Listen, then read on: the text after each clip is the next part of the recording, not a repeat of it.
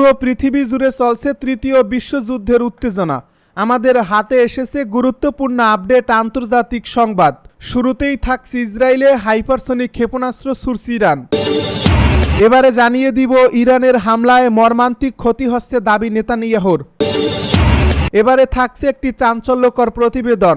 Hello America, তোমার দিকে প্রেতাত্মা ছুটে আসছে, যুক্তরাষ্ট্রকে শি জিনপিংয়ের হুঁশিয়ারি। এবারে জানিয়ে দিব ইসরায়েল ও যুক্তরাষ্ট্রের একহাত নিল ইউরোপের দেশ ক্রোয়েশিয়া। সর্বশেষ জানিয়ে দিব ইরানে ইসরায়েলের হামলায় নিহত অন্তত 639, আহত 1320। এতক্ষণ শুনছিলেন আপডেট আন্তর্জাতিক সংবাদের শিরোনাম, এবারে বিস্তারিত। তবে তার আগে অনুরোধ রইল ভিডিওটিতে একটি লাইক এবং কমেন্ট করে জানিয়ে দিন ভিডিও সম্পর্কে আপনার মূল্যবান মতামত। আরও জানিয়ে দিন ভিডিওটি কোথা থেকে দেখছেন বা কোন জেলা থেকে দেখছেন। ইসরায়েলে হাইপারসনিক ক্ষেপণাস্ত্র ছুড়ছে ইরান। ইসরায়েল লক্ষ্য করে এবার হাইপারসনিক ক্ষেপণাস্ত্র ছুড়েছে ইরান। ইরানের রাষ্ট্রীয় টেলিভিশনের বরাত দিয়ে বার্তা সংস্থা এএফপি একথা জানিয়েছে। ইরানের দাবি, ফাত্তা নামের হাইপারসনিক ক্ষেপণাস্ত্রগুলো ইসরায়েলের আকাশ প্রতিরক্ষা ব্যবস্থা ভেদ করে সফলভাবে প্রবেশ করছে। বিবিসির এক প্রতিবেদনে বলা হয়েছে, ইরানের রাষ্ট্রীয় গণমাধ্যম জানিয়েছে নতুন করে ইসরায়েলে ক্ষেপণাস্ত্র হামলা করছে ইরান। এসব ক্ষেপণাস্ত্র ইরানের নিজস্ব। দেশটি দাবি করছে ক্ষেপণাস্ত্রগুলো ইসরায়েলের প্রতিরক্ষা সীমানা অতিক্রম করে সফলভাবে প্রবেশ করছে। তবে ইসরায়েলি সেনাবাহিনী এ ধরনের কোনো হামলার কথা স্বীকার করেনি। ইসরায়েল ইরানে প্রথম হামলা চালানোর পর 6 দিন ধরে দুই দেশের মধ্যে পাল্টাপাল্টি হামলা চালায়। এর আগে ইরান থেকে ক্ষেপণাস্ত্র ছোড়া হয়েছে বলে দাবি করেছে ইসরায়েলের সামরিক বাহিনী। সামরিক বাহিনী জানিয়েছে ইরানের ছোড়া ক্ষেপণাস্ত্র ঠেকাতে ইসরায়েলের প্রতিরক্ষা ব্যবস্থা সক্রিয় রয়েছে।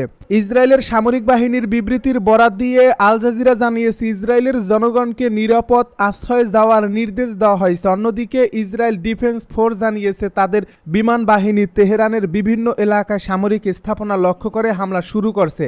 ইরানের ইসলামিক রেভলিউশনারি গার্ড বলেছে তেহরানের উত্তরাঞ্চল ও পূর্বাঞ্চলীয় শহরতলিতে কিছু ক্ষেপণাস্ত্র আঘাত এনেছে। বিবিসি জানিয়েছে ইরানের সংবাদ মাধ্যম বড় ধরনের বিস্ফোরণের শব্দ শোনা গেছে বলে খবর দিয়েছে। বিভিন্ন ছবিতে দেখা যাচ্ছে উত্তর পূর্ব তেহরানে বিস্ফোরণের পর ধোঁয়া উঠছে। ইরানের হামলায় মর্মান্তিক ক্ষতি হচ্ছে জানালো নেতানিয়াহু। ইরানের হামলায় ইসরায়েলে ব্যাপক ক্ষতি হচ্ছে বলে স্বীকার করেছেন দখলদারদের প্রধানমন্ত্রী বেনিয়ামিন নেতানিয়াহু। বুধবার এক ভাষণে তিনি বলেন, ইরানের হামলায় ইসরায়েল অনেক ক্ষতির সম্মুখীন হচ্ছে, আমরা মর্মান্তিক ক্ষতি ভোগ করছি। দ্য টাইমস অফ ইসরায়েলের বরাতে আনাদুল এজেন্সি নেতানিয়াহুর ভাষণ প্রকাশ করে। নেতানিয়াহু তার দৈনিক ভিডিও বিবৃতিতে মার্কিন প্রেসিডেন্ট ডোনাল্ড ট্রাম্পকে ইসরায়েলের পাশে দাঁড়ানোর জন্য ধন্যবাদ জানান। তিনি আরও বলেন, গত রাতসহ আমরা ক্রমাগত যোগাযোগ করছি, আমাদের মধ্যে খুব উষ্ণ আলাপ হয়েছে। তিনি আরও বলেন, আমরা দেখছি যে দেশের অভ্যন্তরীণ ফ্রন্ট শক্তিশালী, জনগণ অটল এবং ইসরায়েল আগের যে কোনো সময়ের চেয়ে শক্তিশালী।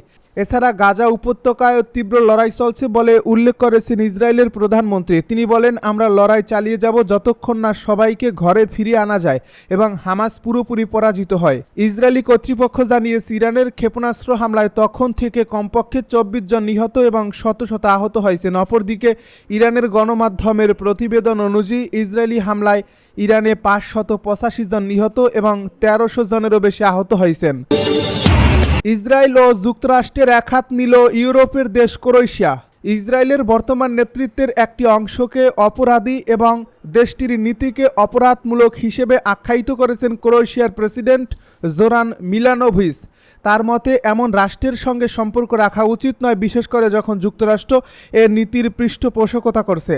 আল জাজিরার প্রতিবেদনে জানানো হয়েছে, বুধবার ক্রোয়েশিয়ার রাজধানী জাগরেবে সাংবাদিকদের সঙ্গে আলাপকালে প্রেসিডেন্ট মিলানোভিচ বলেন, ইসরায়েলের নেতৃত্বের একটি অংশ অপরাধীদের নিয়ে গঠিত এবং দেশটি একটি অপরাধমূলক নীতি অনুসরণ করছে। আমাদের এমন একটি রাষ্ট্রের সঙ্গে সম্পর্ক রাখা উচিত নয়। তিনি আরও বলেন, ইসরায়েল চাইলেই যা খুশি তাই করছে। এটা তারা দশকের পর দশক ধরে করে আসছে।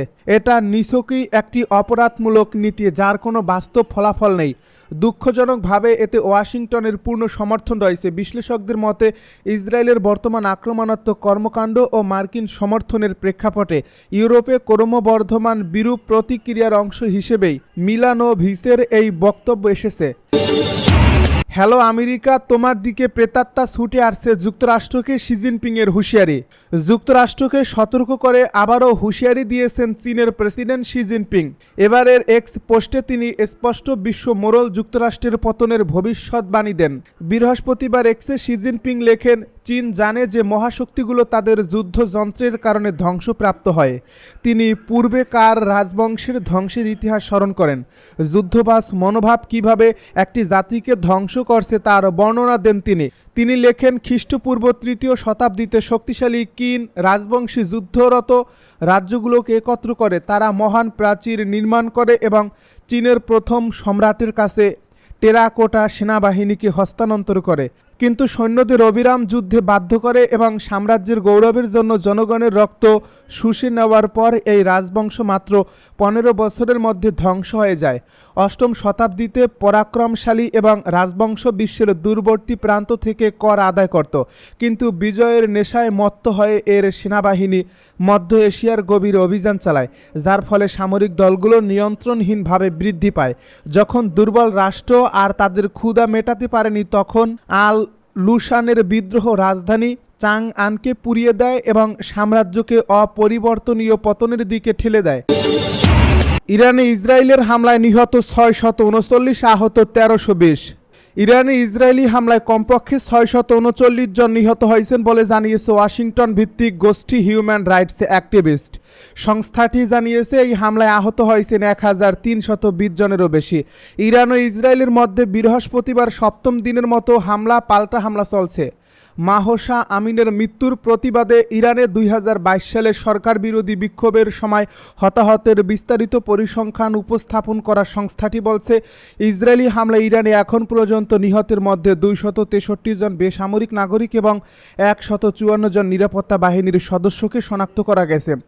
সংস্থাটি আরও জানিয়েছে, ইরানের স্থানীয় প্রতিবেদনের সঙ্গে হতাহতের সংখ্যায় তুলনা করে দেশটিতে গড়ে ওঠা সূত্রের একটি নেটওয়ার্কের তথ্য সংগ্রহ করে এটি তৈরি করা হয়েছে।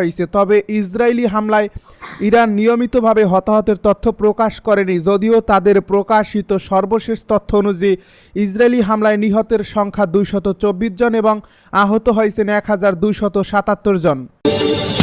ইরানের অভ্যন্তরীণ নিরাপত্তা সদর দপ্তর ধ্বংসের দাবি ইসরায়েলের প্রতিরক্ষা মন্ত্রী ইসরায়েল কাটজ দাবি করছেন, তেহরানে সামরিক লক্ষ্যবস্তুতে হামলা চালানোর ঘোষণা দেওয়ার পর তাদের বিমান বাহিনী ইরানের অভ্যন্তরীণ নিরাপত্তা সদর দপ্তর ধ্বংস করছে।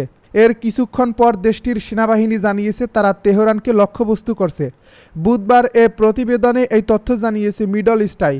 ইসরায়েলের প্রতিরক্ষা মন্ত্রী বলেন, বিমান বাহিনীর যুদ্ধবিমান ইরানের শাসকদের অভ্যন্তরীণ নিরাপত্তা সদর দপ্তর ধ্বংস করে দিয়েছে। ইরানের শাসকদের দমনের প্রধান অস্ত্র এটি। এর আগে ইসরায়েলি সেনাবাহিনী জানিয়েছিল তারা বুধবার তেহরানের সামরিক লক্ষ্যবস্তুতে হামলা চালাচ্ছে। ইসরায়েলি চ্যানেল 12 এ খবরে বলা হয়েছে, তেহরান ও আশপাশে ইরানের সামরিক স্থাপনায় বিমান হামলা চালাচ্ছে ইসরায়েলি বিমান বাহিনী।